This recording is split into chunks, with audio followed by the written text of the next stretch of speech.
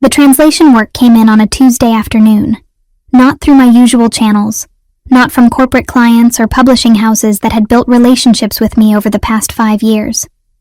This arrived through a discreet email with an untraceable sender, offering $5,000 for 2 days of work on a manuscript I wasn't allowed to discuss. I emailed back within the hour and asked for delivery details. The amount was generous enough to make me pause, generous enough to make me suspicious, but my bank account was speaking louder than my caution. I'd become someone who translated fragments of dead languages for wealthy collectors. That's what my life had narrowed to by 28. A woman in an apartment that was clean but impersonal, surrounded by dictionaries and reference materials, moving between assignments without building any real connections. The work paid better than most jobs required an education in, but it never demanded anything of me beyond accuracy and discretion. I was good at both because I'd learned early that staying invisible was safer than being seen. The manuscript arrived by courier Wednesday morning. I signed for it, set it on the table, and made coffee before I opened the envelope. The seal wasn't new. The edges had frayed from handling. It was old. Genuine old. Not the manufactured antiquity that sometimes crossed my desk. The paper felt fragile under my fingers, the handwriting flowing in Sicilian dialect that made my chest tighten unexpectedly. I recognized some words, the structure of certain phrases, because they lived in my memory, whether I wanted them there or not. My grandmother Lucia had been the keeper of these rhythms. She'd arrived at our house when I was 13, after my mother died. Cancer had eaten through her over 6 months, and my father couldn't manage a grieving child and an empty marriage. So when Lucia knocked on our door, he let her stay. She brought kitchen smells with her, and stories, and a voice that carried an accent that made even English sound like poetry.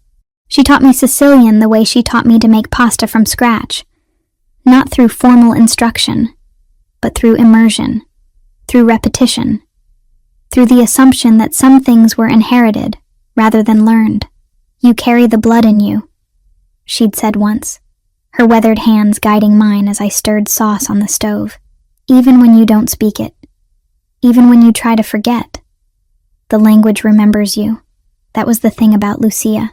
She spoke in permanence, as if blood and language were forces that couldn't be negotiated with or abandoned, no matter how much distance you put between yourself and where you came from. She died 7 years ago. Cancer, like my mother. Like there was some curse written into the Marino family line. I was 22 when she went, and I kept her things in a box under my bed because I couldn't figure out what to do with them. Letters in her handwriting, photographs faded to the color of old newsprint, and a small book of prayers she'd copied out by hand. That book was what I reached for when I opened the translation file Wednesday morning. One prayer in particular appeared in both documents. The same sequence of words, the same intention behind them, translated across decades and geography. I read through it 3 times to be certain, my hands trembling slightly as I worked through the archaic phrasing, the religious imagery that mixed Catholic tradition with something older, something that spoke of protection and bloodlines, and things that transcended normal prayer. "This can't be coincidence," I said aloud to my empty apartment, then immediately felt foolish for speaking into the silence like that. But it was the only thought that made sense. The prayer Lucia had taught me, the one she'd whispered during thunderstorms and during her final days in the hospital, was part of this manuscript that some stranger had paid me thousands of dollars to translate. I tried to work through the rest of the document with professional focus. Translation required a certain detachment, a distance between myself and the material, but my concentration kept fracturing. That one prayer kept pulling my attention back like a current. By Thursday evening, I hadn't slept. I'd called in sick to 2 routine projects and spent 36 hours moving between translation work and researching the manuscript's origins. The document itself offered few clues about authorship or provenance. It appeared to be a collection of writings from sometime in the early 20th century, compiled by someone with significant knowledge of Sicilian spiritual traditions. But there was nothing that explained how Lucia came to have that specific prayer, or why someone would pay this much money to have it translated now. The weight of not knowing was suffocating. All my life I'd tried to build something separate from my family history, something that was entirely mine. I'd chosen a career that dealt in precision and accuracy, which felt like the opposite of everything connected to my grandmother and the grandmother before her. Lucia had hinted at things without ever explaining them completely. She'd speak about family in ways that suggested depth and complexity I wasn't allowed to access. She'd use phrases like, the old ways, and what we protect, without clarifying what we meant or what required protection. Tuesday night, I told myself I needed to move the translation work forward. I told myself I needed to clear my head. What I actually needed was to feel close to something, to someone, to any part of the history that had shaped me without my consent. The church was 6 blocks from my apartment. I'd started going to St. Anthony's years ago, not from religious conviction, but from a need that I didn't fully understand. Lucia had taken me there once when I was younger, and something about the space had remained with me afterward. The way light moved through the stained glass, the scent of candles and old stone, the feeling that time moved differently inside those walls. I went on a Tuesday evening because that was when Lucia had taken me. I'd fallen into the habit of going on Tuesdays, sometimes just for 20 minutes, sitting in the back pews while other people prayed. I'd never been particularly religious. I didn't believe in divine intervention or salvation, but I believed in ritual, in the way repetition could create meaning even when the words themselves felt hollow. That particular Tuesday night, I was alone in the prayer section, just me and the altar candles and the weight of that translation work pressing against my thoughts. I knelt without planning to, my knees meeting cold stone, and I found myself speaking words in Sicilian that I hadn't spoken aloud since my grandmother's funeral. The prayer came back to me perfectly, every syllable, every inflection, every pause that gave the words their particular power. I wasn't thinking about what I was saying. My body seemed to remember what my conscious mind had tried to forget. The words felt like they were moving through me rather than being generated by me, ancient and necessary, and completely separate from the small life I'd built in Boston. My voice was barely audible, nothing more than a whisper that dissolved into the silence of the church. But in that moment, kneeling alone with my grandmother's prayer resurrecting itself in my mouth, I felt something shift, not dramatically, nothing visible from the outside, but inside, something that had been locked away for years suddenly seemed permeable. I was so focused on the sensation of speaking the words that I didn't hear him enter, didn't notice that someone else had come into the church until I finished the prayer, until I lifted my head and felt the weight of being observed. The realization of it moved through me like cold water. Someone was there. Someone had heard. I didn't turn around immediately. Part of me wanted to pretend that the presence I sensed wasn't real, that I was projecting, that my own intensity around the prayer had created the feeling of another person's attention. But that wasn't how the world worked. If you felt watched, you were being watched. That was the first thing Lucia had taught me about survival. I rose from my knees slowly, steadying myself against the pew in front of me. The church seemed smaller suddenly, more intimate in a way that wasn't comforting. The candlelight threw shadows across the empty rows, and somewhere in those shadows was the person who had heard my grandmother's prayer emerge from my mouth. I turned. The church appeared empty. The person I'd sensed so clearly just moments before had vanished, or perhaps had never existed outside of my own heightened state. But the feeling of being seen remained, clinging to me like the scent of candle wax. Someone had been there. I was certain of it. And they had heard something they shouldn't have. Franco Ravellini maintained his rituals with the precision of a man who understood that discipline was the only thing separating him from the chaos that lived in his bloodline. Every Tuesday night, without exception, he entered the St. Anthony's and knelt in solitude. It wasn't piety that drove him. It was inheritance. His mother, Margarita, had taught him that faith, when practiced correctly, was armor, not against bullets or law enforcement or rival organizations, against the hollowing effects of power, against the slow erosion of whatever humanity he'd been born with before his grandfather decided he had other purposes. Margarita had died when he was 17, cancer that moved through her body like a thief, stealing pieces of her until there was nothing left but determination to make sure Franco understood one thing before she went, that some rituals mattered more than others. She'd taught him a prayer that had been in their family for generations, a prayer that his grandfather had designed specifically for the Ravellini line. It combined old Sicilian blessings with intentions that reflected their values, their code. Protection against enemies. Protection against the corruption that came with absolute power. Loyalty to family above all other considerations. Franco had been reciting that prayer every Tuesday for 15 years. Alone in this church. No one knowing except his closest confidants. It was the one space where he wasn't required to perform leadership, where he could simply be a man trying to maintain connection to something beyond the violence that defined his life. This particular Tuesday was supposed to be routine. Franco had meetings scheduled until late afternoon, problems emerging within the organization that required his attention. The Verciani family had been testing boundaries again, sending signals that they believed territory in Boston was negotiable. 3 weeks ago, an attack on one of his warehouses. 2 weeks ago, infiltration attempts at his import business. Roberto had warned him that escalation was coming, that this wasn't posturing anymore, but genuine threat assessment. Franco had listened to the reports in his office on the top floor of a building that officially housed corporate finance operations.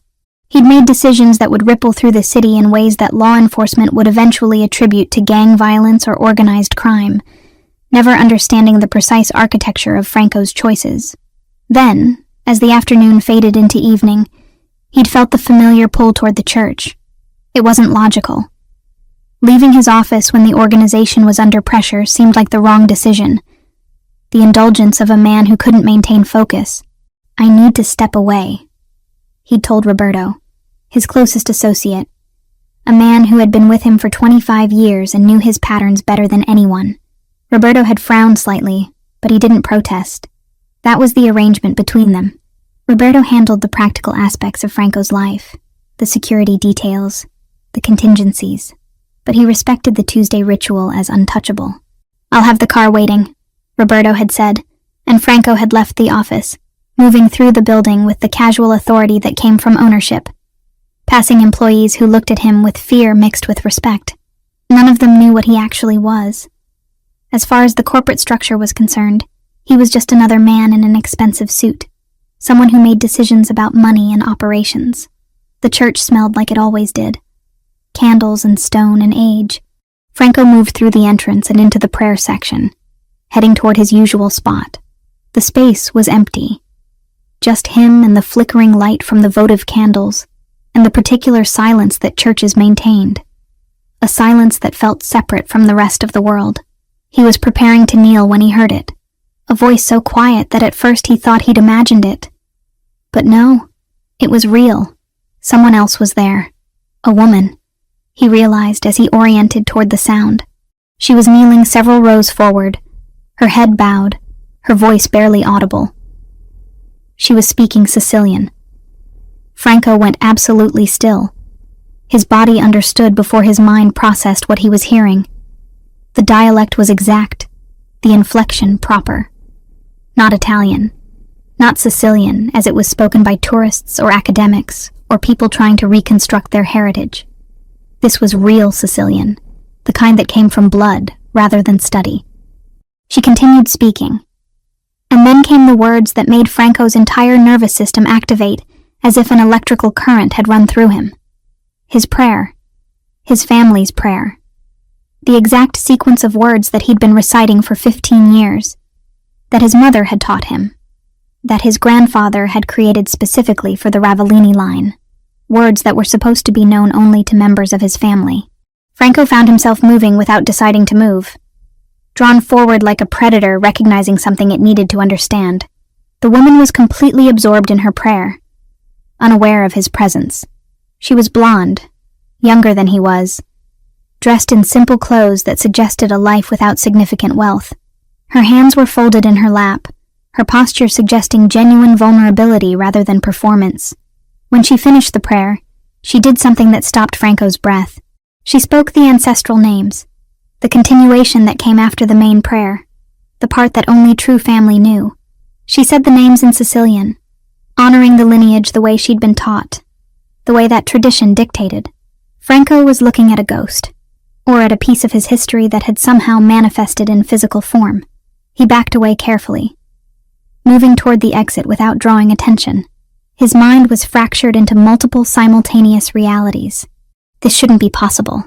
The prayer was internal to his family, protected information that had never left the circle of blood. Yet here was a woman in a church in Boston, speaking his mother's words like they were her own inheritance. He exited the church without acknowledging her presence, moving back into the night air where Roberto was waiting with the car. Franco climbed into the back seat and instructed Roberto to drive, not toward his office, but toward one of the safe houses he maintained throughout the city. His hands were shaking slightly, which he recognized as unusual. Franco didn't shake. He didn't allow his body to respond to surprise or shock or confusion. "There's a woman in the church," Franco said without preamble. "Blonde. Late 20s. She was reciting our prayer." Roberto's hands tightened on the steering wheel. His expression in the rearview mirror became carefully neutral, but Franco could see the calculation happening. Roberto understood exactly what this meant. The prayer was secret. It shouldn't exist outside their circle. "What did you want me to do?" Roberto asked. "Professional. Specific. Find her," Franco said. "Everything. Name, address, occupation, family history. I want to understand how she knows words that are supposed to be known only to us. Could be someone from the family, a distant relation?" "Possibly," Franco said, but his instinct was telling him something different. This woman had the look of someone completely separate from their world. She had the appearance of someone who lived in ordinary circumstances, who worked regular jobs, who didn't understand the complexity of what she carried inside her. Yet she knew the prayer with perfect accuracy. By Wednesday morning, Roberto had delivered preliminary information. Valentina Grant, 28 years old. Translator. No criminal record. No connections to organized crime that were immediately apparent. Her mother was deceased. Father unknown. Absent since her birth. Her last identifiable family member was a grandmother named Lucia Marino, who had died 7 years prior. The name Marino struck Franco like a physical blow. Marino. That was the family name of his grandfather's wife. The connection had been lost generations ago, when certain family members chose to leave that life behind, when they married outside the structure and created distance. Franco had been perhaps 8 years old when his grandfather mentioned that the Marino line had essentially vanished from their world, that they'd made the choice to be ordinary. But here was a woman who carried that family name in her bloodline. A woman who knew their prayer. A woman who seemed to exist completely outside their world. Franco spent Wednesday evening unable to concentrate on business. He found himself requesting security footage from the church, watching the video of Valentina kneeling in prayer, hearing her voice through inadequate audio, watching her mouth move around words that connected him to his mother, to his grandfather, to something he'd thought was permanently severed. He was obsessed. He recognized it as obsession, acknowledged it as dangerous, and did absolutely nothing to stop it. By Thursday, Roberto had delivered a comprehensive file. Valentina's entire life laid out in documents and photographs and surveillance reports. She lived alone. She had few connections. She worked as a translator, which explained her language skills. She spent her evenings in her apartment, or at the church. She visited a Catholic bookstore on Thursdays. She occasionally spent time at a coffee shop on Charles Street. "She's clean," Roberto reported. "No criminal associations. No connections to rival families. As far as I can tell, she has no idea about organized crime or any of our world. Then how does she know the prayer?" Franco had demanded, though he knew Roberto had no answer to that question. That evening, Franco made a decision that surprised him with its impulsiveness. He instructed Roberto to continue surveillance on Valentina Grant. Not invasive surveillance, just observation. Just enough to understand who she was, what her patterns were, where her life intersected with his in ways that shouldn't have been possible. He justified it as security concern. If she knew information that was internal to his family, she could be a vulnerability. Rival families might try to use her. He needed to understand the scope of risk. He was lying to himself, and he knew it. But the lie was easier to live with than the truth, which was that Franco Ravellini had heard something in a church on a Tuesday night that had fundamentally altered his perception of what was possible in his life. He'd heard proof that his family extended beyond the boundaries he'd accepted, that there were threads connecting him to people he'd never met, that the past he'd assumed was closed off was somehow bleeding back into his present. By Friday, Roberto had delivered preliminary surveillance notes compressed into summary form. Her routine was precise and predictable. Every Tuesday at the church, every Thursday at the bookstore and coffee shop, workdays spent at her apartment. Weekends involved modest activities, nothing that suggested she had significant relationships or social connections. She lived like someone who had chosen isolation, which resonated with something Franco recognized in himself. They were similar in that way, both living small lives inside larger systems, both carrying weight that didn't get discussed or acknowledged. Franco didn't need to invent anything. The manuscript was already moving through his corporate channels before that church night. After hearing the prayer, he let the cued assignment reach Valentina and used it as a clean, professional bridge. It was a real document with real value. The only new part was his decision to step closer. When Roberto delivered the commission details to Valentina through the corporate channels, Franco found himself calculating timelines, considering how to approach her, whether she might recognize his name or make connections that would complicate everything. He'd never done anything like this before, allowed impulse to direct his decisions. His entire life had been about control, about careful planning, about anticipating variables and eliminating uncertainty. Valentina Grant represented complete uncertainty, and Franco found that he wanted to step into that uncertainty rather than avoid it, which terrified him in ways that actual violence never did. Roberto Giardoni worked with the methodical precision of a man who had spent 25 years understanding how information moved through the world. He began his search on Thursday morning, pulling digital threads that connected to Valentina Grant through various databases and informant networks. By Friday afternoon, he had the preliminary file. By Saturday morning, he had refined it down to its essential components. Valentina Marie Grant, he reported to Franco in the private office that overlooked the Boston Harbor. 28 years old, born in this city, mother deceased when subject was 10 years old. Cancer. Father listed as unknown on birth certificate. No contact with subject since infancy. Current occupation is freelance translation work, specializing in rare languages and historical documents. Franco listened without interrupting, his gaze fixed on the photograph Roberto had obtained through security camera footage from the church parking lot. It showed Valentina in daylight, leaving the building after her prayer. She looked smaller outside the church, less luminous, but her face carried the same intensity that had struck him during her prayer. "Where does she live?" Franco asked. "Apartment building on Pinckney Street, 4th floor. She's been there for 3 years, pays rent on time, has minimal social connections, works from her residence most days. Regular patterns suggest highly structured lifestyle. Family: grandmother, Lucia Marino, deceased 7 years ago. That's the only identifiable family member in her recent history. Before that, records get fragmentary. The grandmother came to live with her when subject was 13. Mother's side of the family. The Marino name appears in immigration records from 1955, but tracking the lineage beyond that becomes difficult. Franco's hand stilled on the desk.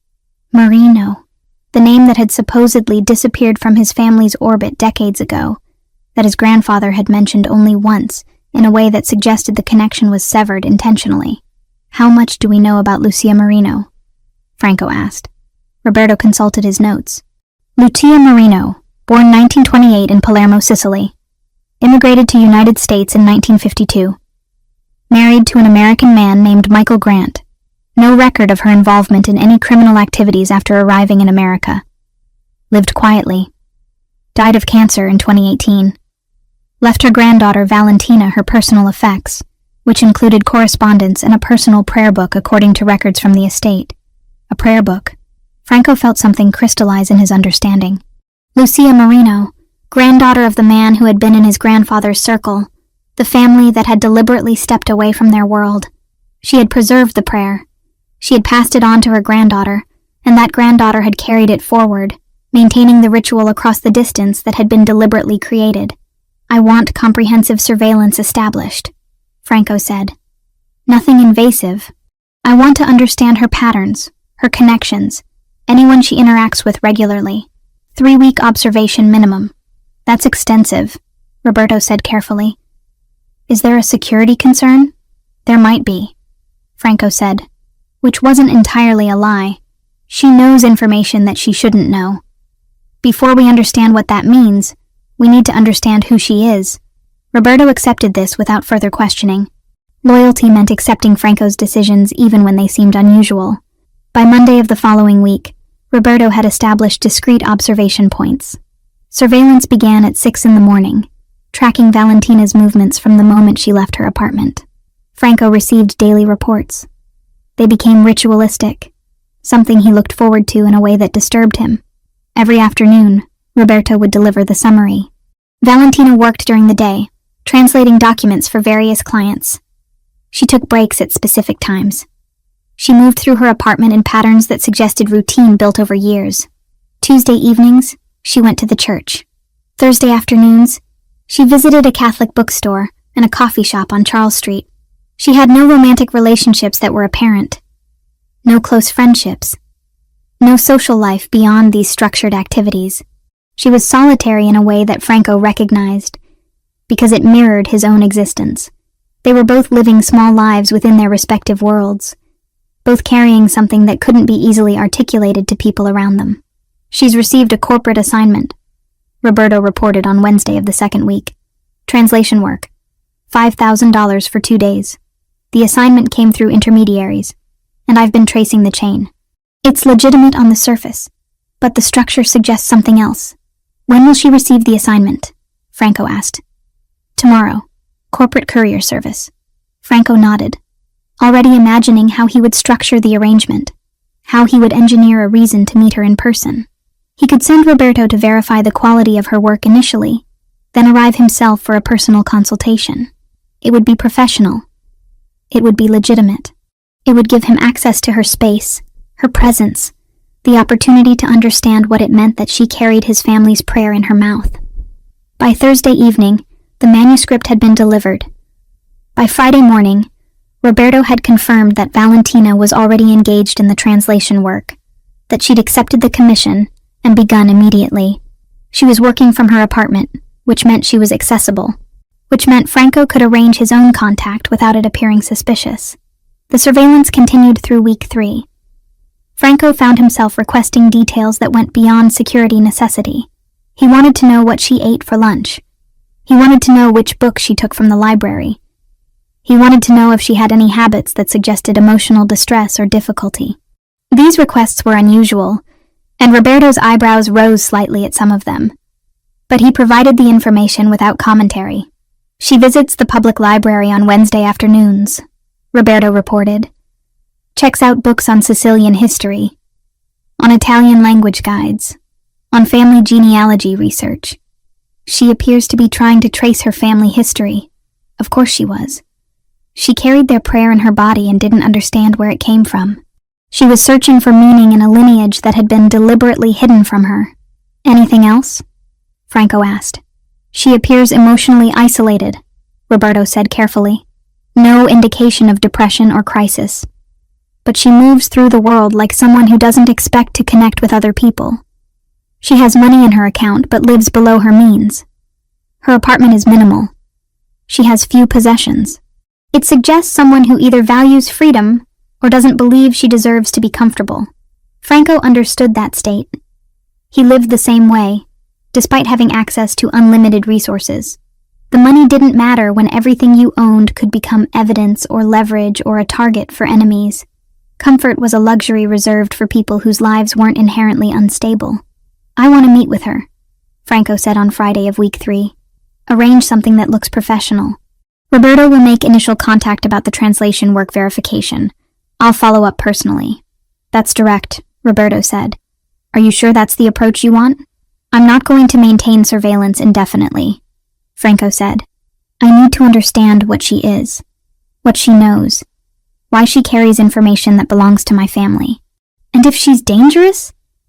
Then we'll discover that when we meet, Franco said, though he already knew with certainty that Valentina Grant wasn't dangerous.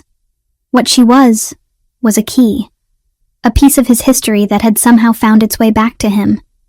And Franco had spent too long in isolation to let that opportunity pass without reaching for it, regardless of the complications it might create. Roberto Giardoni's office was located in a building that officially housed import-export operations. The space was nondescript, professional, designed to deflect attention rather than attract it. But inside his private room, secured behind steel-reinforced doors and electronic locks, was a network of computer systems and filing cabinets that represented decades of accumulated intelligence. Roberto had built this infrastructure over 25 years because he understood something fundamental about power. Information was the foundation upon which everything else was constructed. He began his search on Thursday morning, pulling threads that connected through various databases. His hands moved across the keyboard with practiced efficiency, accessing records that weren't meant to be public. By early Friday afternoon, preliminary data had coalesced into something coherent. By Saturday morning, he had refined the investigation into a comprehensive file that he scheduled to deliver to Franco in person. The meeting happened in Franco's private office, located on the top floor of a building that appeared to house corporate finance operations, but was actually the nerve center of Franco's organization. Franco sat behind a desk constructed of dark wood, with windows overlooking the harbor. He was reading reports when Roberto entered, but he set them aside immediately, giving his full attention to the older man. Valentina Marie Grant, Roberto began, placing the file on the desk. 28 years old, born in Boston. Mother deceased when subject was 10. Cancer. Father listed as unknown on birth certificate. No contact record between subject and father since infancy. Franco listened without interrupting, his gaze fixed on the photograph that Roberto had included. It was taken from security footage outside the church, captured the moment Valentina had stepped into daylight. She appeared smaller in the photograph than she had seemed during prayer, more vulnerable, but her features carried the same quality of intensity that had struck Franco so profoundly. Current occupation is freelance translation work, Roberto continued. She specializes in rare languages, historical documents, linguistic analysis. Her client base includes private collectors, academic institutions, museum acquisitions departments. Income is irregular, but substantial. She appears to live below her means. The apartment she occupies costs approximately $1,200 per month. Her bank records indicate she could easily afford something more prestigious, but she chooses not to upgrade her living situation. How long has she lived there? Franco asked. 3 years. Minimal variation in her patterns suggests someone who has deliberately constructed stability, or someone who doesn't believe they deserve more. The psychological profile isn't immediately clear. Franco nodded slowly, understanding that assessment. He recognized that particular form of self-imposed limitation because he lived the same way, despite having access to virtually unlimited resources. Comfort was a liability in his world, a vulnerability that enemies could exploit. Family connections? Franco asked. Roberto pulled a secondary document from the file. Grandmother, Lucia Marino, deceased 7 years ago. That's the only identifiable family member in recent records. Before that, the genealogical trail becomes fragmented. The Marino name appears in immigration records from 1955, but historical documentation beyond that point is limited. Lucia Marino was born in 1928 in Palermo, Sicily. She immigrated to the United States in 1952. She married Michael Grant, an American citizen of Irish descent. No record of Lucia's involvement in criminal activity after immigration. She appears to have lived a quiet, ordinary life. Franco's hand stilled on the desk. Palermo, 1928. The date and location aligned with generational timing that would have placed Lucia Marino in proximity to his grandfather's circle. Marino, the name that had supposedly disappeared from his family's orbit decades ago, severed deliberately when certain family members chose to leave that life behind. What was her relationship with her granddaughter? Franco asked. Lucia came to live with Valentina when she was 13, following the death of Valentina's mother. According to neighbors, they were quite close. Lucia remained in the household until her death from cancer when Valentina was 22. Estate records indicate that Lucia left her granddaughter personal effects including correspondence and a personal prayer book. A prayer book. Franco felt something crystallize within his understanding. Lucia Marino had preserved it. She had maintained the connection across the deliberate distance that had been created. She had passed the prayer forward, ensured that the knowledge survived, even though the family connection had been severed. I want comprehensive surveillance established immediately, Franco said, his voice steady despite the intensity of what he was feeling. Nothing invasive. I want to understand her patterns, her daily movements, anyone she interacts with. 3-week observation minimum. Is there a security concern? Roberto asked carefully. The question was a formality. Roberto knew Franco wouldn't order surveillance without legitimate justification, but asking aloud maintained a certain professional boundary. She knows information that she shouldn't know, Franco said, which was technically accurate if incomplete. Before we understand the implications, we need to understand who she is. Roberto accepted this without further questioning. Loyalty meant accepting Franco's decisions, even when they seemed unusual or strategically questionable. He left the office with instructions to establish observation points and begin documentation of Valentina Grant's movements, activities, and connections. By Monday morning, discreet surveillance had been established at multiple locations. A man stationed across from her apartment building, another position near the coffee shop she visited on Thursday afternoons, a third assigned to monitor her workplace. Although she appeared to work primarily from her residence, Roberto received daily reports that he compiled into summaries for Franco's review. Franco found himself looking forward to these reports in a way that disturbed him. He recognized what was happening. He was obsessed. It was an unprofessional state for someone in his position, a vulnerability that could be exploited by rivals, a distraction that could compromise his judgment. He acknowledged this reality and did absolutely nothing to stop it. The daily summaries became ritualistic. Valentina worked during daylight hours, translating documents for various clients. She took breaks at specific intervals. She moved through her apartment with the precision of someone living according to established routines. Tuesday evenings, she attended St. Anthony's for approximately 90 minutes of prayer and reflection. Thursday afternoons, she visited a Catholic bookstore where she browsed for 30 to 40 minutes, then moved to the coffee shop where she sat alone, usually with a book, for another hour or so. She had no romantic relationships that surveillance could detect. No close friendships. No social life beyond these carefully structured activities. She was solitary in a way that Franco recognized and understood because it reflected his own existence. They were both living small lives within the parameters of their respective worlds, both carrying weight that couldn't be articulated to people around them, both moving through their days with deliberate precision. Franco's attention focused completely. Details? Translation work. $5,000 for 2 days of labor. The assignment came through corporate intermediaries, and I've been tracing the chain of custody. The structure is legitimate on its surface, but the architectural design suggests something else. Suggests that someone deliberately set up the assignment to be untraceable to its origin. When will she receive the assignment? Franco asked. Tomorrow morning. Corporate courier service. Franco nodded.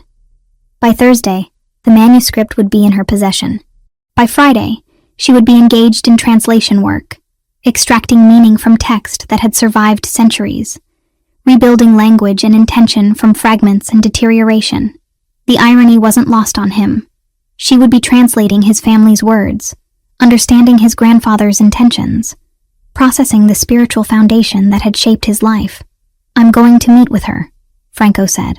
Arrange it as a professional consultation. Roberto will make initial contact about verification of work quality. I'll follow up personally. That's direct approach, Roberto said carefully, using the neutral tone of someone raising practical considerations without overstepping boundaries. Are you sure that's the strategy you want to implement? I'm not going to maintain surveillance indefinitely, Franco said. I need to understand what she is, what she knows, why she carries information that belongs to my family. Roberto accepted this without further argument. Loyalty meant trusting Franco's judgment, even when decisions seemed unusual or potentially problematic. By Friday afternoon, Roberto had made preliminary contact through corporate channels, notifying Valentina that a client representative might arrive for a personal consultation regarding the translation quality. The notification was professional, non-threatening, business standard. Franco spent Friday evening in his office, ostensibly reviewing the evening's reports, but actually visualizing what would happen when he finally met Valentina Grant in person. He imagined what she might say. He imagined how she might react when he revealed his identity, He imagined the moment when she understood that his appearance in her life was not coincidence, but destiny. By Saturday morning, Franco had made his decision. He would visit her apartment Monday evening. He would present himself as the corporate client. He would explain that he wanted to review the translation work personally to ensure quality standards. None of this would be technically false, but all of it would be incomplete truth, strategically presented to accomplish his actual objective, which was simply to be in her presence, to hear her voice, to understand how a woman he'd never met could carry his family's prayer in her mouth like it belonged there. Roberto arranged the meeting through intermediaries. By Monday afternoon, the appointment was confirmed. Valentina would be expecting a visit from a corporate client. She would be preparing her translation work for review. She wouldn't be preparing for the moment that would reshape the trajectory of her entire life, though that preparation would have been impossible in any circumstance.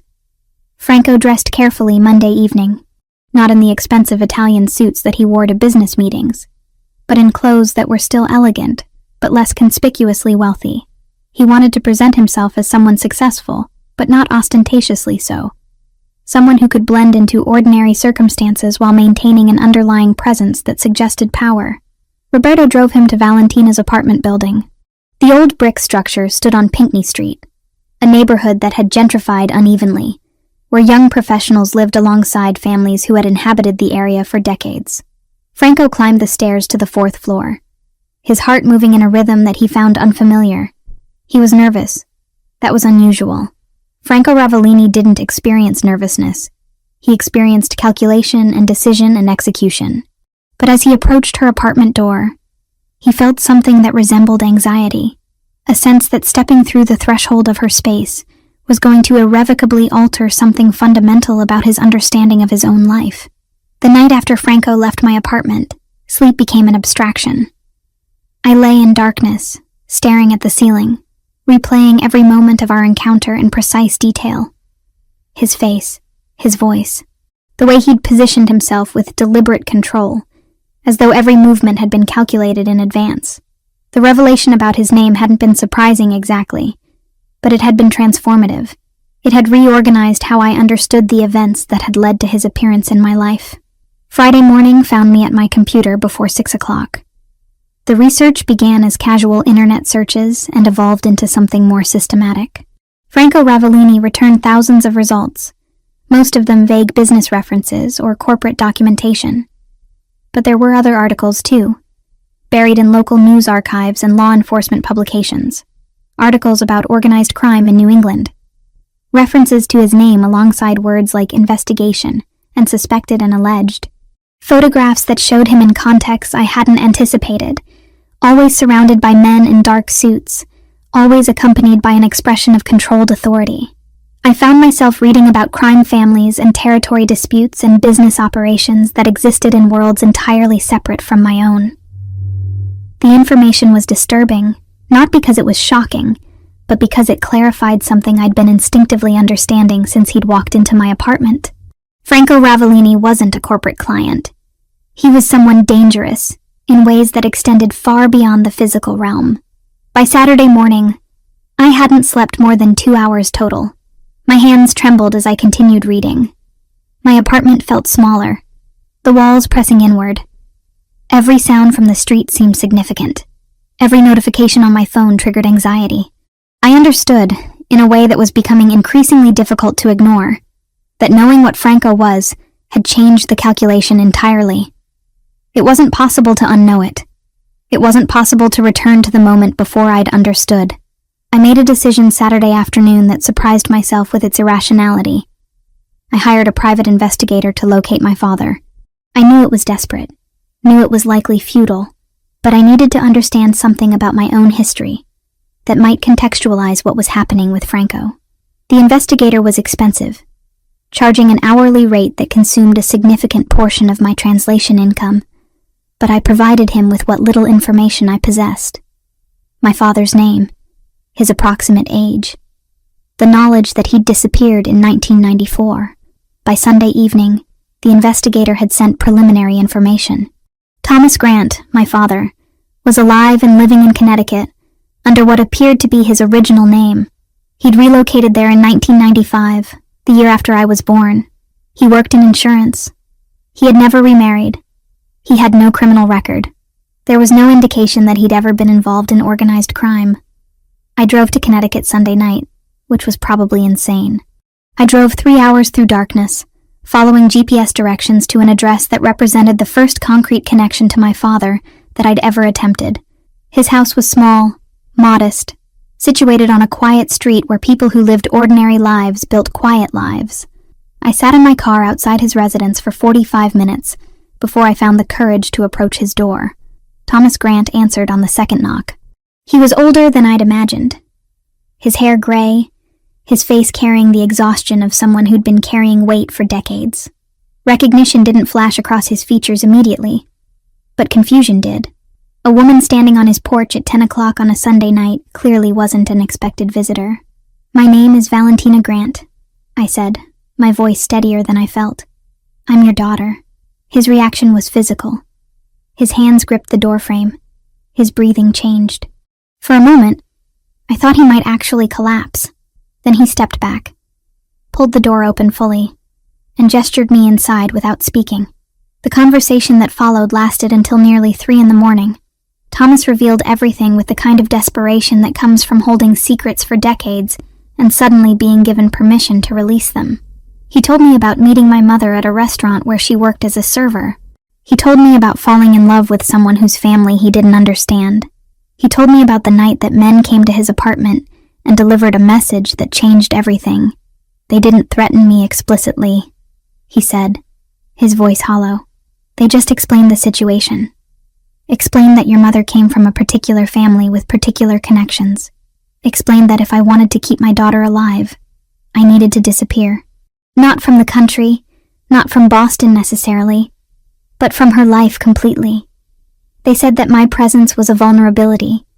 They said that if I loved you, I would leave." "And you believed them?" I asked.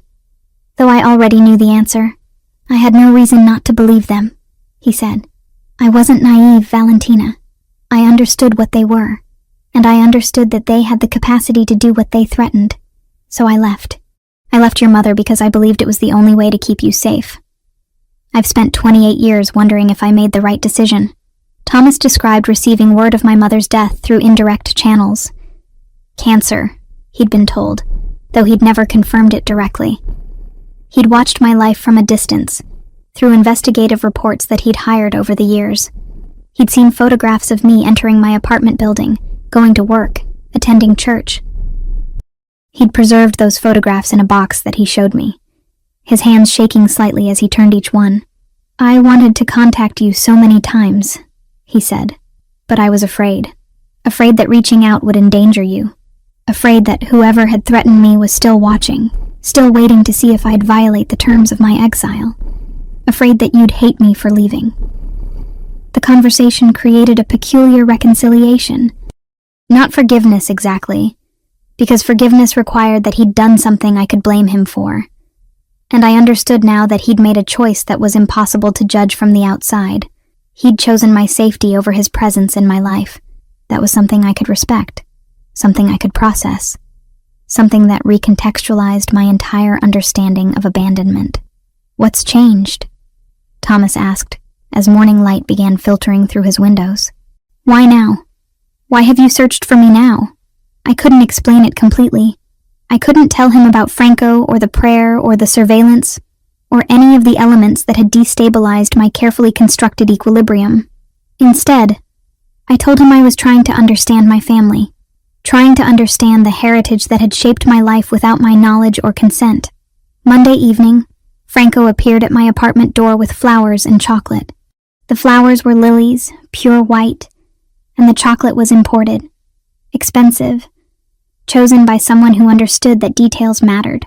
He looked different in my space during daylight hours, less predatory, more human, but there was still an intensity in his presence that made my breathing shallow. "I placed you under surveillance," he said without preamble, without any attempt at softening the confession. "I followed your movements for 3 weeks. I learned your patterns. I arranged for you to receive a translation assignment that would give me a pretext to meet you. I've been obsessed with you since the moment I heard you pray. That's what you need to know about me, Valentina." I don't do things halfway.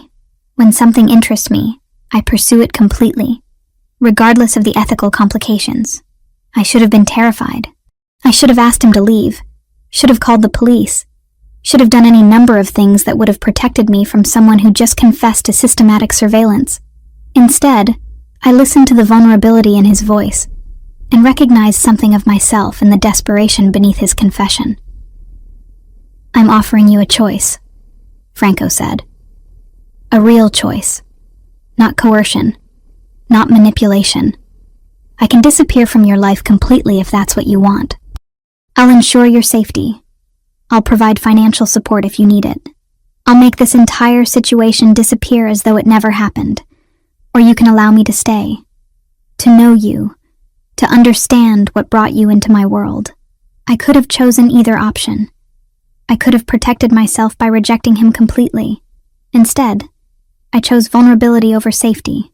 I chose to allow him access to the parts of my life that I'd kept guarded for so long. I chose to step into uncertainty with someone dangerous. Someone whose world was fundamentally incompatible with my own. Someone whose obsession with me mirrored my growing obsession with understanding who he was and what his interest in my existence might mean. "Stay," I said, the word barely audible. "Tell me something true about yourself."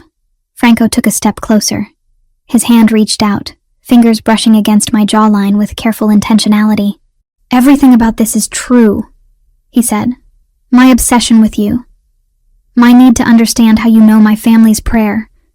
My certainty that meeting you wasn't coincidence but destiny. All of it is completely true. That's what terrifies me most. I don't do well with things I can't control. And you, Valentina, are completely uncontrollable."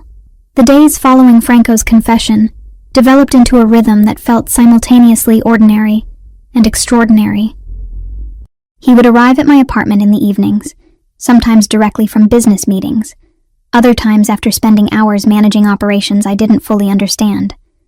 We established a pattern of domestic intimacy that seemed contradictory to everything about who he was. He would cook occasionally, moving through my kitchen with surprising competence, while I worked on translations at the dining table. We'd sit in near silence, the kind of companionable quiet that only develops between people who have moved beyond the need for constant conversation. Franco began revealing his world in deliberate layers, each confession another brick in the structure of trust that was forming between us. He told me about his mother Margarita, how she had died when he was 17, how her death had coincided with his grandfather's decision to bring him directly into the family business. He spoke about violence without glorifying it, describing it as a practical tool in a world where practical tools were the only currency that mattered. "I've killed people," he said one evening, his voice completely neutral. "Not many. I'm strategic enough that I don't need to kill often. But I've done it. I've looked into someone's eyes and made the decision that their existence was incompatible with my organization's survival. That's something you should know about me." I understood that this was a test of some kind. A moment where I could express horror or judgment and fundamentally alter what was developing between us. Instead, I acknowledged his statement without condemning it. "I believe you," I said. "I don't think you're someone who lies about what he is." His expression shifted into something that resembled relief, as if my acceptance of his nature, without the complications of moral outrage, gave him permission to continue existing as he actually was, rather than as some sanitized version of himself. During these conversations, I processed my own understanding of my father Thomas with newfound clarity. I had visited him again, had spent entire weekends in Connecticut, allowing him to tell me the details of his life that had been shaped by fear and the need to protect me from circumstances he had never fully controlled. Thomas had shown me photographs of my mother, had described her with the kind of tenderness that comes from loving someone completely and then losing them. He had explained that my grandmother Lucia had been his only connection to my mother after their separation, and that Lucia had maintained the barrier between him and me with deliberate precision because she understood that the threat was real. "Your mother's family wasn't involved in criminal activity directly," Thomas had explained, his hands trembling slightly, "but they had connections. Lucia broke those connections deliberately when she married my father and immigrated to America. She thought she'd escaped it completely, but apparently There were people who didn't accept that she'd simply stepped away. The complexity of my family history was becoming comprehensible through Franco's presence in my life. He represented the world that my grandmother had fled, the traditions that she had preserved through prayer and language while actively rejecting their practical application. And I, somehow, had inherited both the spiritual legacy and the vulnerability that came with it. One evening in late November, Franco arrived at my apartment with visible tension in his shoulders. He moved through the space with less grace than usual, his movement suggesting something had disturbed his equilibrium. He kissed me briefly, then moved to the window and stood there looking out at the Boston skyline without speaking. "What happened?" I asked. "An attack on one of our warehouses," he said. "The Versiani family is escalating beyond the level of posturing we've been managing. This is becoming something more substantial. Is it serious?"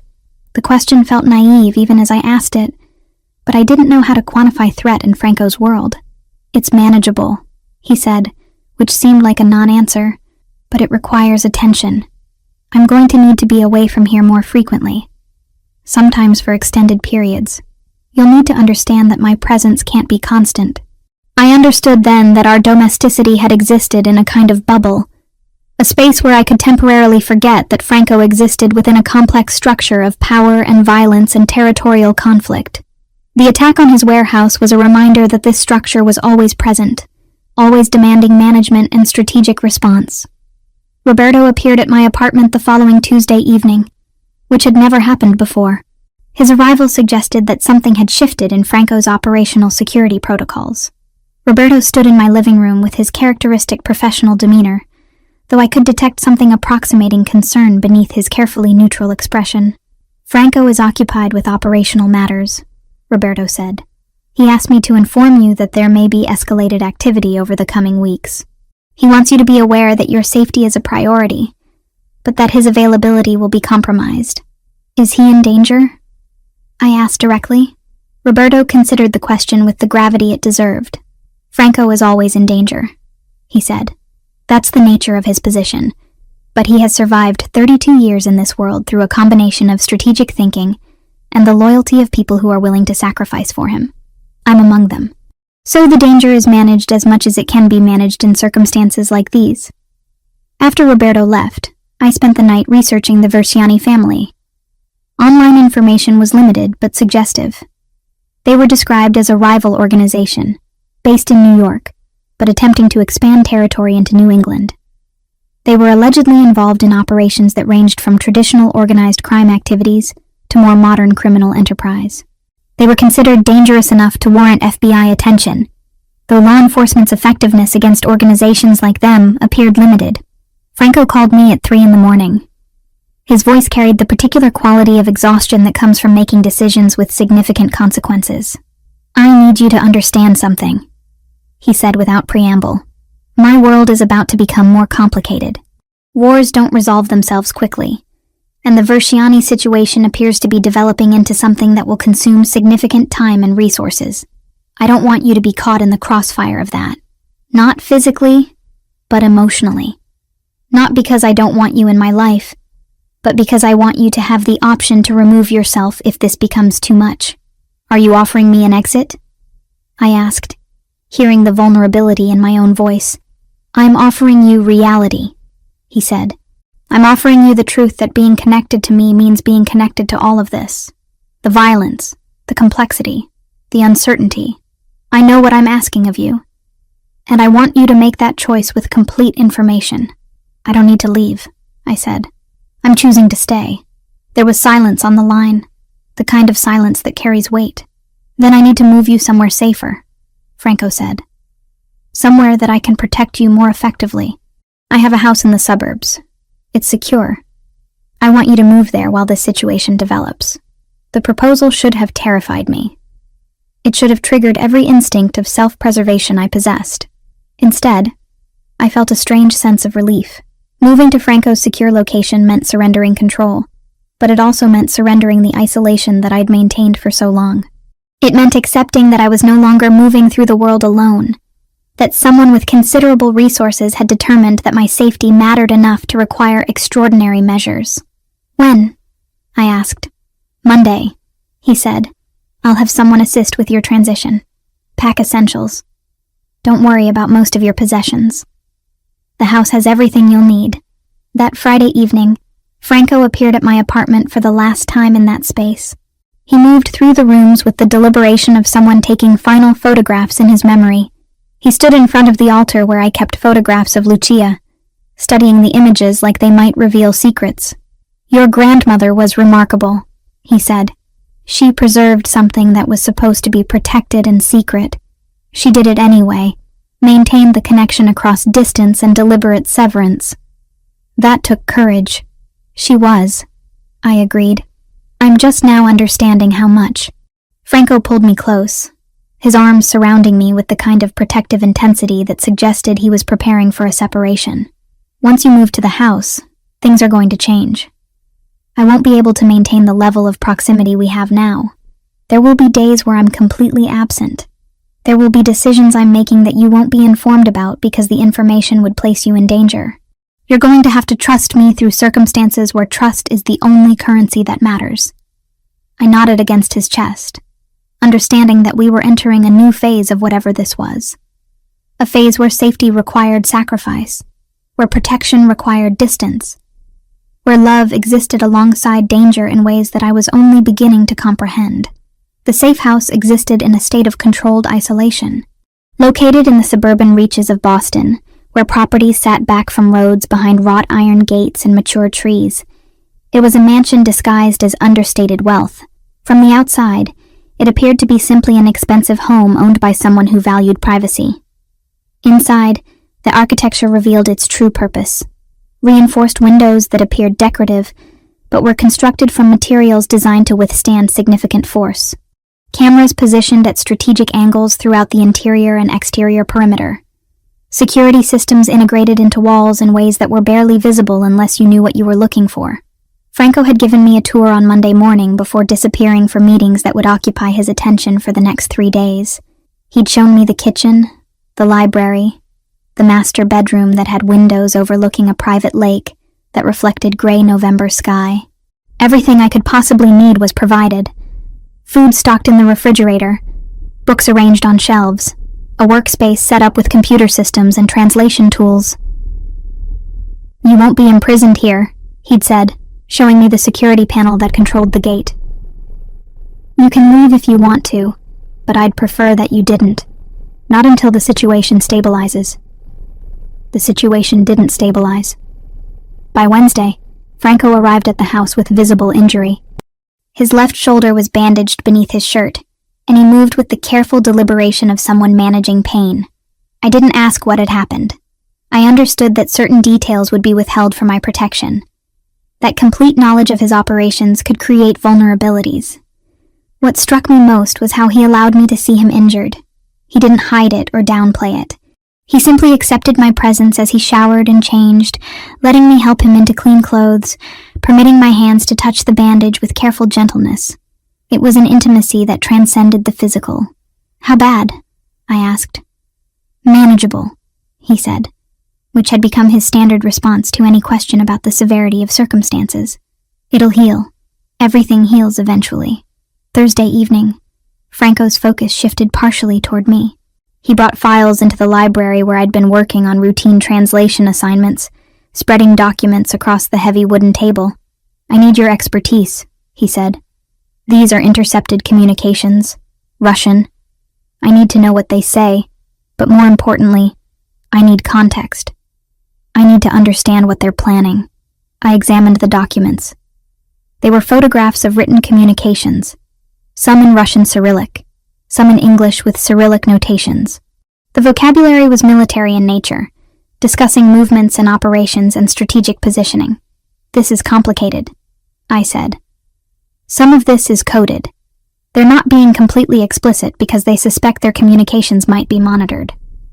But you can interpret the subtext? Possibly, I said. Give me time. I worked for 3 days straight, breaking only for sleep and meals. Franco provided me with reference materials and historical context about Russian criminal organizations. The communications began to cohere into something meaningful. They were discussing infiltration strategies, Discussions of which of Franco's operations were vulnerable. Plans for escalation. By Sunday evening, I had compiled a translation that painted a clear picture of the Versiani-Russian alliance's intentions. They weren't just attacking Franco's operations. They were systematically mapping his organizational structure with the goal of complete destabilization. "This is sophisticated," I told Franco as I presented my findings. "They're not acting rashly. They're conducting reconnaissance, understanding your vulnerabilities before they make a major move, which means we have time," Franco said, though his expression suggested that time was a limited commodity. "Thank you. This information changes our strategic calculations significantly." He kissed me briefly, then was gone again, pulled back into meetings and decisions that would shape how his organization responded to the threat developing around us. Tuesday evening arrived with the particular quality of quiet that November carried into New England. Franco appeared unexpectedly, which had become rare. His absence had been extended, his presence becoming something I'd learned not to anticipate. But on Tuesday, at exactly 7 o'clock, he entered the safe house carrying the weight of 3 weeks of conflict. "I want to pray," he said without preamble. "I want to pray with you." I understood immediately what he was asking. He wanted to recite the prayer together, to share the spiritual practice that connected him to his family, and connected me to mine through the blood inheritance I was only beginning to understand. We knelt together on the library floor, the space we'd come to occupy during our evenings together. The fireplace cast dancing shadows across the room. Franco's hands found mine in the darkness. "I learned this prayer from my mother," he said softly. "She taught it to me when I was 7 years old. She said that it was designed to protect those who belonged to our family, that it carried power because it was spoken with intention. I stopped believing in that power when she died. I thought the prayer had failed because she got sick anyway. But I was wrong." "How do you know?" I asked. "Because I'm still alive," he said. "Because you're here. Because somehow, across generations and deliberate severance, you carry this prayer in your blood. The power wasn't about preventing death. It was about maintaining connection across distance and time." We recited the prayer together. His voice moved beneath mine, the Sicilian words creating harmony that was almost musical. When we finished, Franco remained kneeling beside me, his hand gripping mine with intensity that suggested he was anchoring himself to something real. "My mother died of cancer," Franco said, "when I was 17. It consumed her over months. I watched her deteriorate, and I couldn't do anything to stop it. She was the strongest person I knew, and the disease didn't care about strength." I felt my chest tighten. "My mother died of cancer too," I said, "when I was 10. I barely remember her face now. I have photographs, but those aren't the same as actual memory." Franco turned to me then, understanding crystallizing in his expression. "You understand loss then. You understand what it means to have something essential taken before you're ready to let it go." "I do," I said. He pulled me close, his arms surrounding me with the kind of protective intensity that had become his physical language. We stayed like that for hours, kneeling in front of the fire, holding each other in the way that people do when they've recognized in each other something fundamental about survival and grief. Later that evening, as we lay together in the master bedroom, Franco traced patterns across my skin with careful fingers. His touch was exploratory, gentle in a way that contrasted with the controlled violence that typically characterized his physical presence. He moved slowly, giving me opportunities to withdraw, to establish boundaries. Instead, I drew him closer, accepting the vulnerability that he was offering. We made love with an intimacy that transcended physical connection. It was an acknowledgement of shared trauma, a recognition that we were both people shaped by loss and the need to survive circumstances beyond our control. When he held me afterward, his breathing gradually slowing as sleep approached, I felt something settle within me, a sense of belonging that I'd searched for my entire life and never quite found until this moment. "Don't leave me," I said into the darkness. The words escaped before I could reconsider them. "I can't make that promise," Franco said with brutal honesty. "The war with Versiani might require sacrifices that I can't anticipate, but I can promise that you're the reason I'm fighting to survive it." Everything I do now is calculated toward creating a future where I can exist in this space with you without constant threat. It was the most romantic thing anyone had ever said to me, precisely because it was devoid of false promises. Franco wasn't offering me certainty. He was offering me his commitment to try, his willingness to sacrifice, his genuine desire to build something that transcended the violence of his world. By Wednesday morning, he was gone again, pulled back into operational necessities, but he left something behind. A handwritten letter placed on my pillow, expressing in words what he'd struggled to articulate in conversation. He wrote about recognizing in me something that he thought had been permanently severed from his capacity to feel. He wrote about his mother, and about his fear that his existence would inevitably damage anyone who allowed themselves to love him. He wrote about choosing to believe that perhaps his mother had been right about the power of the prayer, and that perhaps Valentina Grant had been sent into his life specifically to remind him why survival mattered. The war reached its crescendo during the third week of December. Franco had been absent for increasingly extended periods, arriving at the safe house only in brief intervals to shower, change clothes, and consume reports that Roberto delivered with mechanical precision.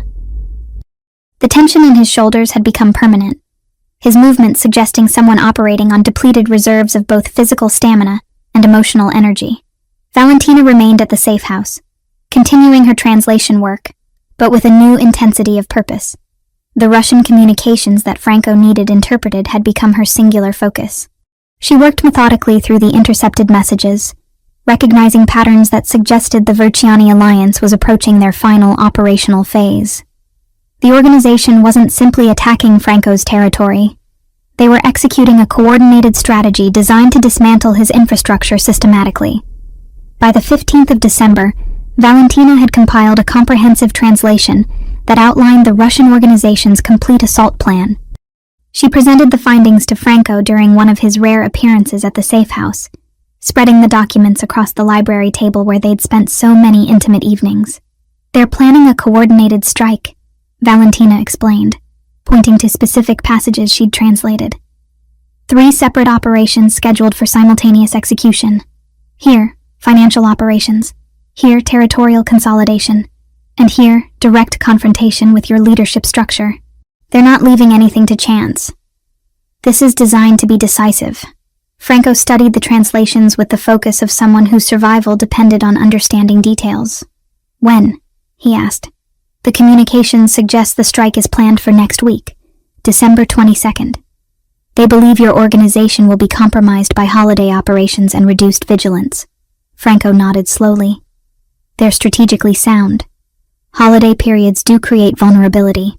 He looked at Valentina with an expression that carried gratitude mixed with something approximating awe. "You've given us the information we need to neutralize this threat before it develops into full conflict. What happens now?" Valentina asked. "Now I ensure that we survive," Franco said, "and that you understand that everything I've done, everything I do moving forward, is calculated toward creating a future where survival doesn't require constant vigilance." He kissed her briefly, then was gone again, pulled back into the complex machinery of war and strategic response that was his world. The intelligence that Valentina had provided gave Franco something he hadn't possessed before, the ability to be proactive rather than reactive. He positioned his people in locations where the Verciani strikes were anticipated. He reinforced vulnerable operations. He established surveillance networks that would alert him the moment any of the planned attacks began to materialize. What happened next was unusual in the world of organized crime. Instead of open warfare, there was negotiation. Alexei Popov, the Russian leader who had coordinated the entire assault, arrived in Boston personally expecting to find Franco's organization in disarray. Instead, he discovered that every contingency he'd planned for had been anticipated and countered. Every strike that his people attempted to execute was met with resistance, positioned precisely where it needed to be. The negotiation happened in a private restaurant in the North End, a space controlled by neutral parties who had brokered similar discussions in the past. Franco and Alexei Popov met across a table laden with untouched food, their conversation conducted in the carefully measured tones of 2 powerful men who recognized that continued conflict would be mutually destructive. "You're more resourceful than I anticipated," Popov said in Russian, his accent thick, but his intention clear. "You're more ambitious than you should have been," Franco replied in English. Expanding into territory that has established protections requires more than organizational zeal. It requires understanding the landscape you're entering. I have information suggesting that your organization is vulnerable. Popov countered. You had information, Franco corrected.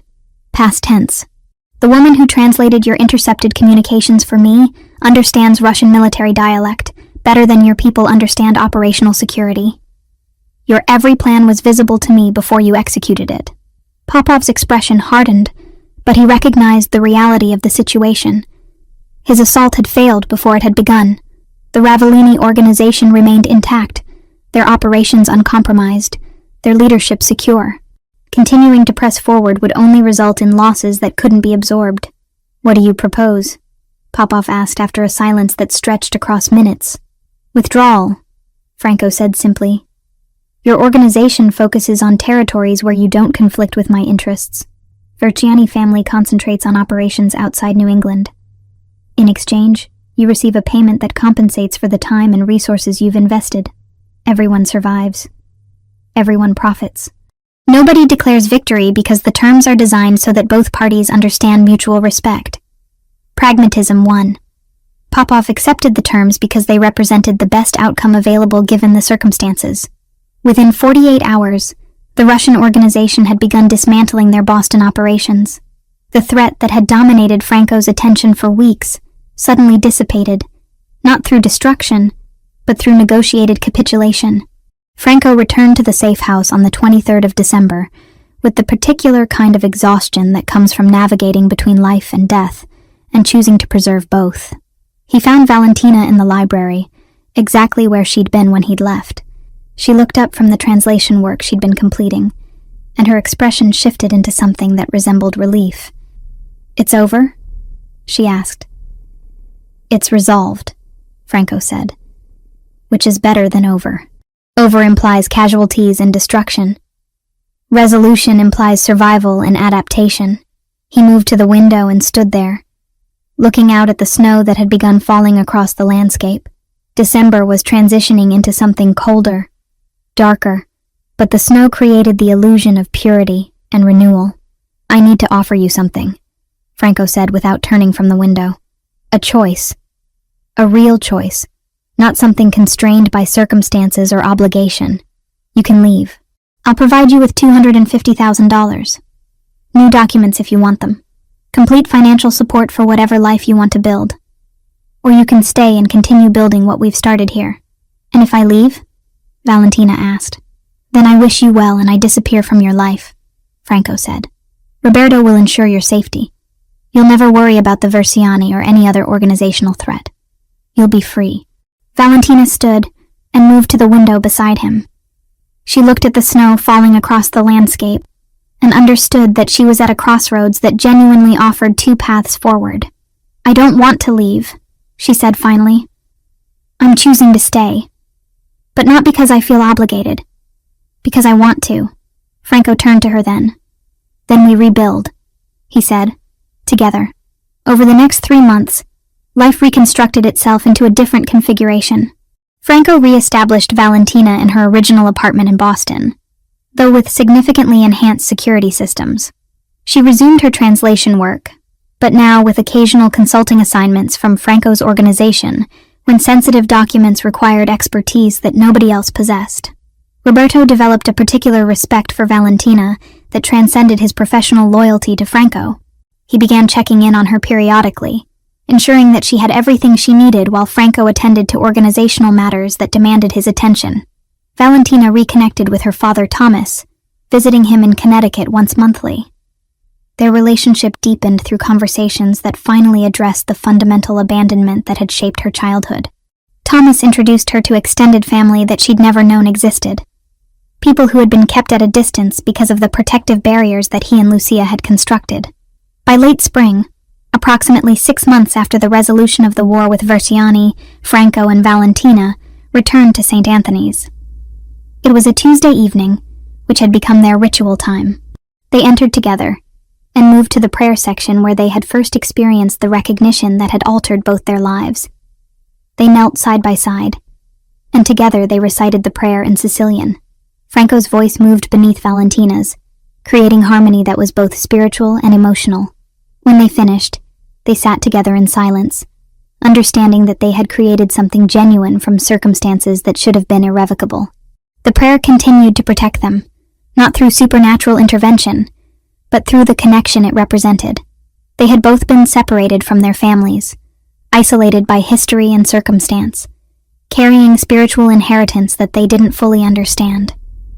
In meeting each other, they had reconnected with that inheritance and claimed it not as obligation, but as choice. Life moved forward with Valentina and Franco existing in a relationship that defied conventional categories. They weren't married, but they were committed. They didn't live together, but they shared their lives. They moved through a world of danger and violence and organizational complexity, but they maintained spaces where vulnerability was permitted and intimacy was nurtured. By autumn, they had established routines that accommodated both Franco's operational demands and Valentina's need for independence. She had become a trusted consultant to his organization, her linguistic expertise proving invaluable for navigating international operations and negotiations. But she maintained her own translation business, her own identity separate from Franco's world. The prayer that Lucia Marino had preserved across decades of diasporic distance continued to circulate through their lives. It had survived immigration and abandonment and deliberate severance, emerging in the mouth of a woman who didn't fully understand its origin until she met the man whose family had created it generations before she was born.